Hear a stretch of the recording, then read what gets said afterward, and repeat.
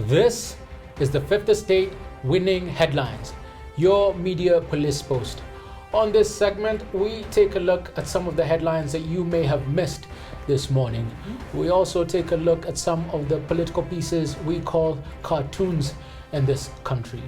Today is the 6th of October, and I am CS. I am Miss Pope. And I am your host, AX. In case you missed the headlines, here they are. In the Daily Nation, pressure mounts on Uhuru over offshore wealth. In the Standard, unexplored Mudavadi factor. In the Star, Kenyatta support bolsters Raila push. And in the People Daily, Raila party pushes for big cabinet. Miss Pope, why don't you take us to the mountain?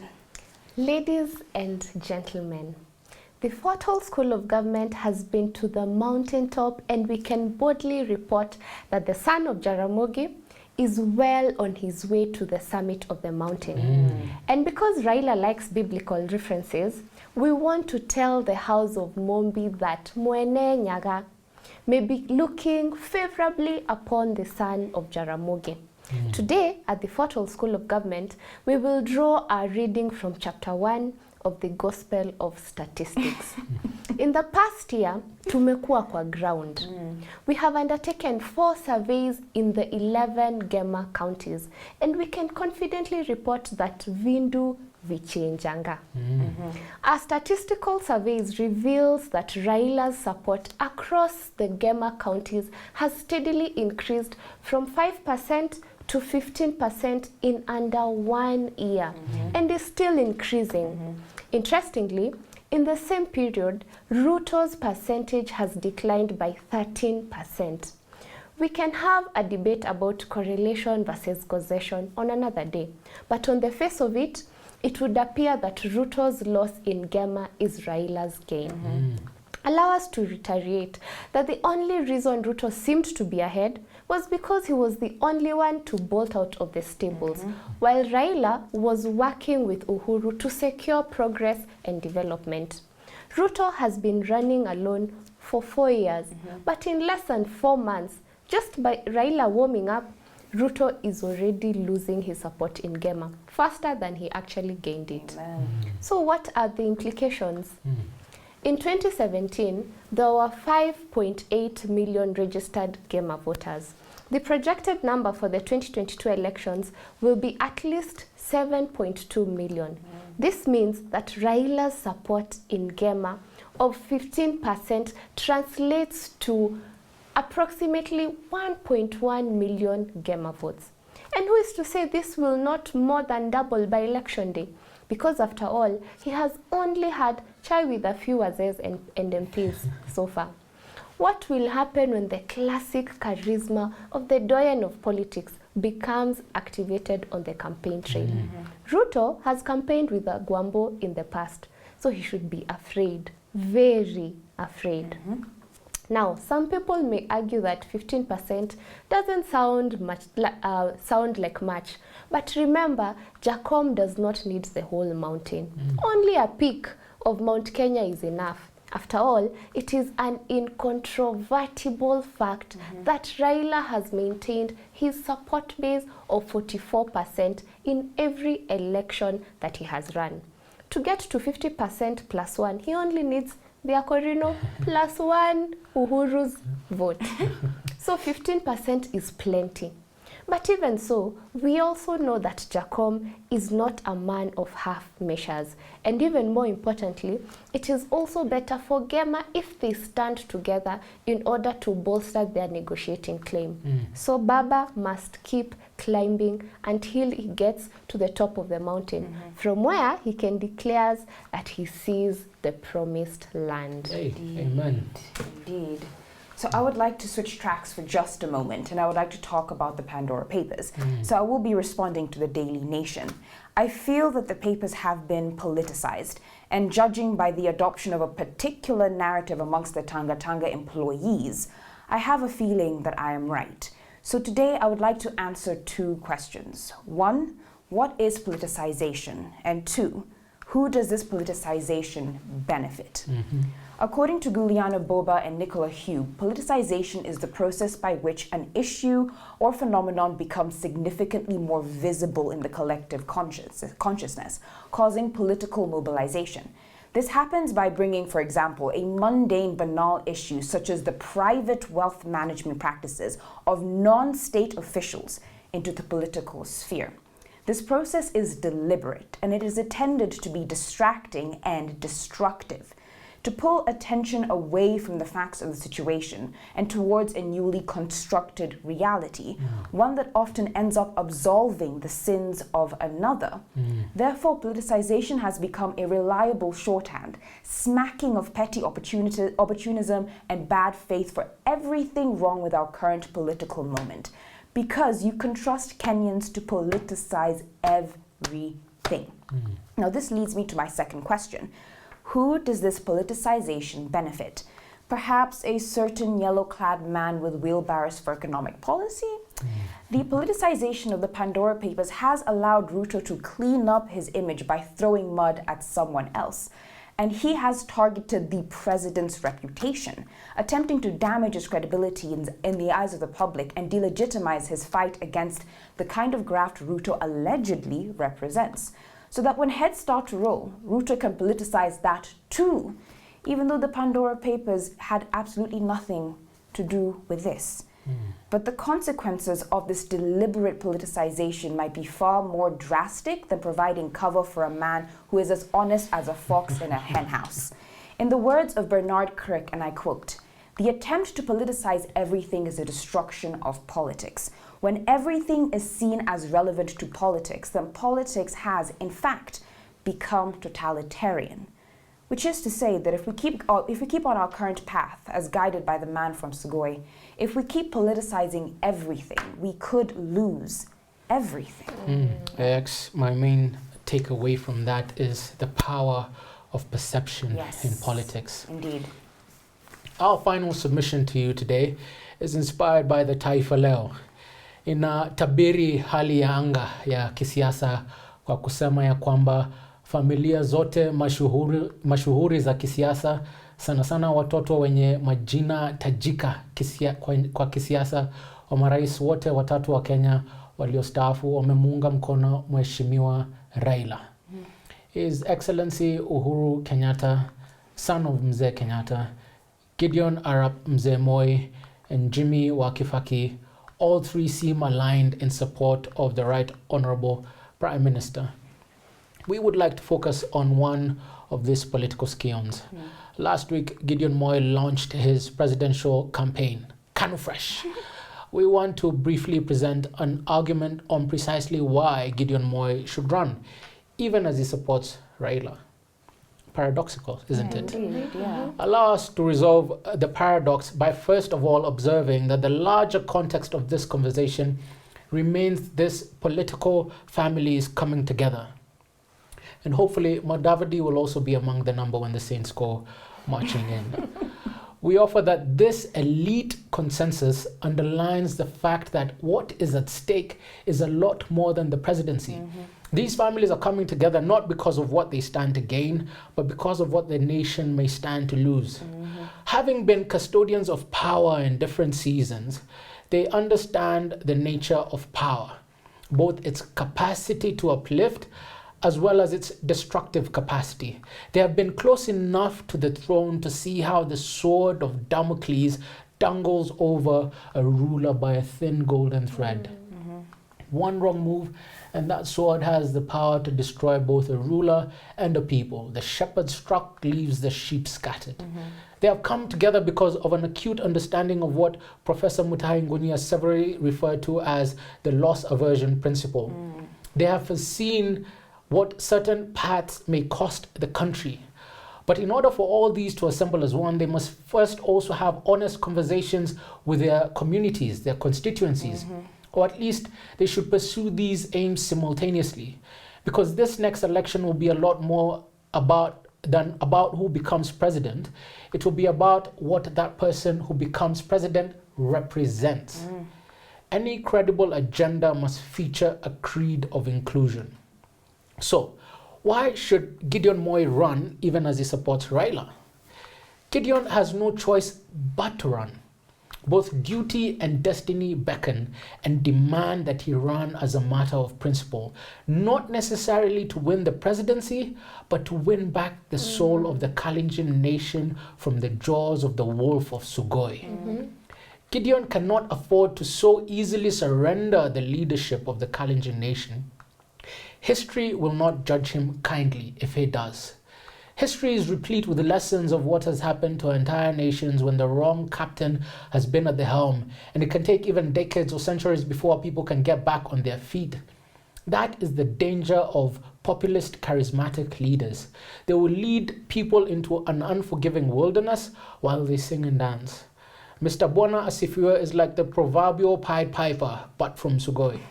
A man employed to take away the vermin and pestilence from the village, but instead he steals all the children.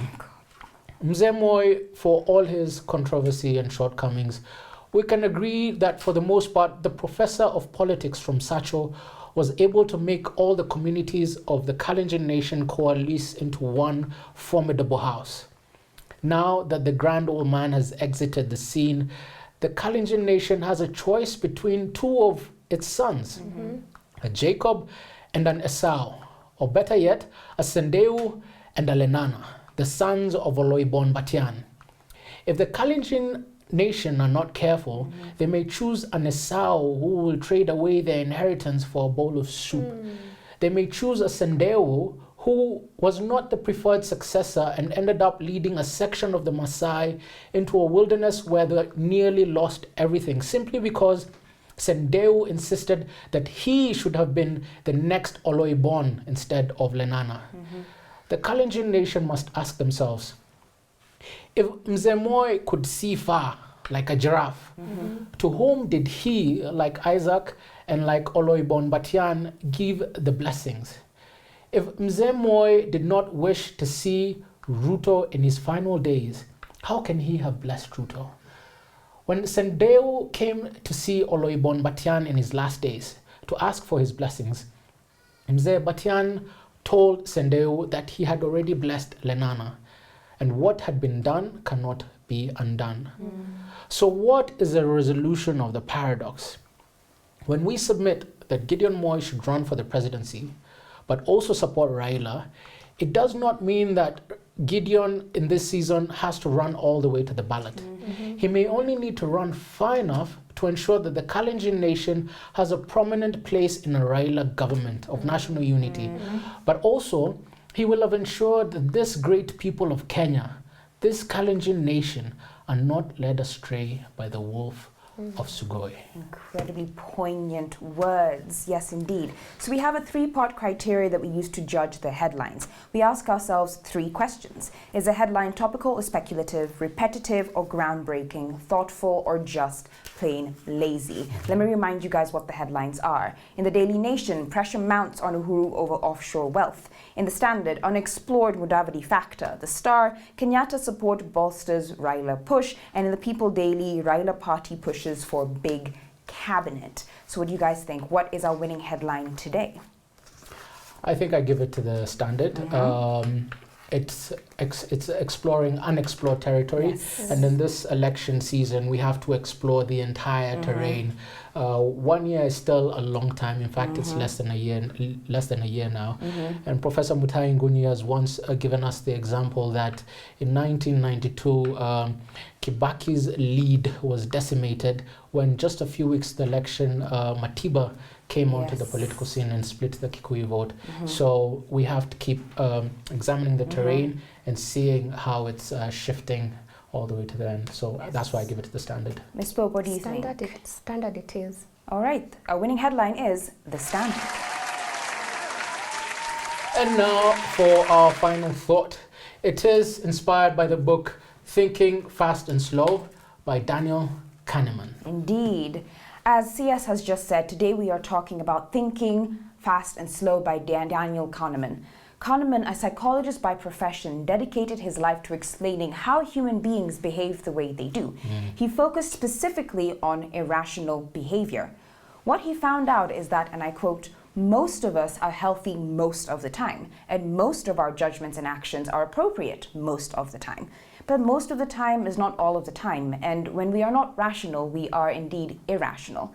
And in Thinking Fast and Slow, Kahneman tells us that this is okay, that in fact we are not designed to be rational, and this is clear from the way that we think. Kahneman posits that we have two thinking systems, which he dubs System 1 and System 2. Now, they are not real, but they are useful fictions because they help explain the quirks of the human mind. System 1 is fast, instinctive, and emotional. When we think with System 1, we are thinking fast. It usually kicks in when we meet someone new and we're trying to decide if we like them or not. Think of it like your gut reaction, you know? Whereas System 2 is slower, more deliberative, and far more logical. When we think with System 2, indeed, we are thinking slow. It usually kicks in when we have to solve a complex problem, like 456 times 577. With enough training, however, something that started off as System 2 can become System 1. Things like the multiplication tables or the alphabet or even a skill like reading. At one point in our lives, all these things were quite difficult and demanded a lot of effort. As a result, these systems are not distinct but intertwined. For example, when looking at a face, System 1 kicks in to decipher what we are seeing, but System 2 kicks in to justify our conclusions. So it seems like System 2 is the boss, right? Ideally, yes. Practically, no. And this is because the level of deliberation required of System 2 is exhausting. So instead of taking what System 1 feeds it and analyzing it, System 2 just signs on to the unreliable story. It is for this reason that Kahneman writes that, and I quote, "Although System 2 believes itself to be where the action is, the automatic System 1 is the hero of this book." And all this raises a very important question. When you make decisions, which system do you use? Are you thinking fast or are you thinking slow? Interesting. So the author in chapter 22 gives an example of a mass failure of intuition or relying on just the gut feeling. And this example appears on Blink, another one of favorite here at Fortal School of Government. And the example of the immense failure of intuition is when Americans elected President Harding. He got into office on March 4th, 1921. His only qualification for the position was that he was the perfect image of a strong and decisive leader. Yes, that's very true. People therefore voted for him because he looked the part. It sounded, it's the name Harding. Yeah. He had a square jaw, he was tall, and had an impeccable persona of a strong and decisive leader. The people used an intuitive prediction of how Harding would perform. As you can imagine, it turned out catastrophic. Harding served as president for just 2 years, from 1921 to 1923, until his demise.